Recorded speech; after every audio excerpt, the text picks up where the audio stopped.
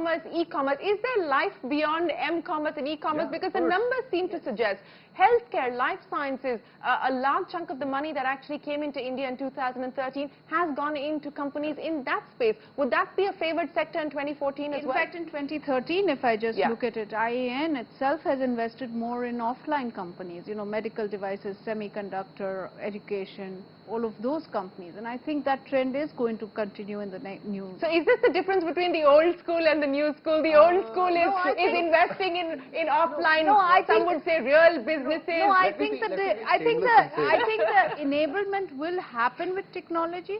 But it's not only technology that one looks at. I think that's the difference. Yes, be shameless. I'm going to be really shameless about this. Micro VCs can't afford to invest in offline businesses.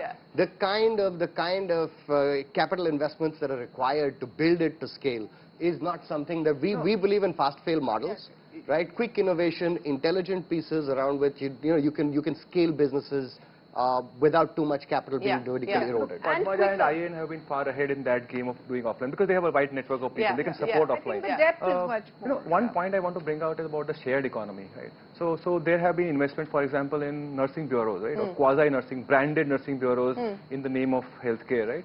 But what ideally would work is a sharing economy, something like Uber, right? Can you have nurses working out of their home, carrying mobile phones?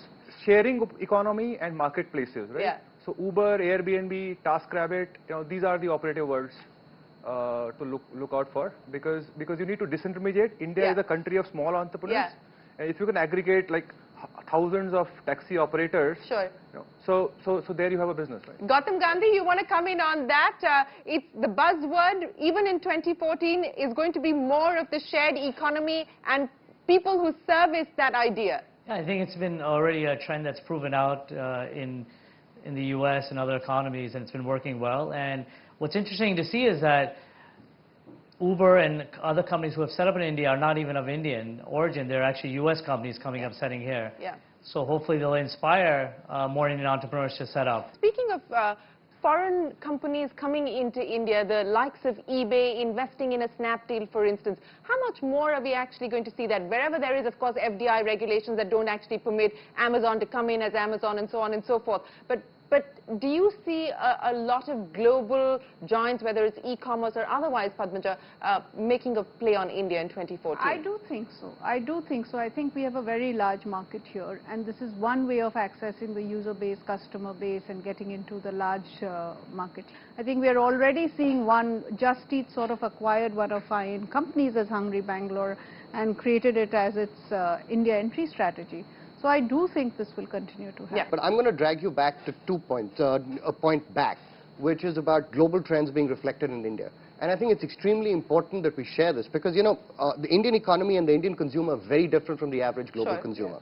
Our life cycle, and this is where I differ from Anand on this, the Indian consumer, for example, we're talking of TaskRabbit. Let's take TaskRabbit for an example, right? The supply base itself is going to take another couple of years to become adequately digitally savvy for meaningful intermediation to happen, right? So if we talk about it as an immediate trend, I don't think that's going to happen. I think when we need to look at the Indian consumer and his space in where his maturity on the internet or digital curve, and then pick segments that will be hot. Which are the segments or the sectors to watch out for in 2014? We've probably not had like more than 1 or 2 investments in online education or mobile-led education. That'll change.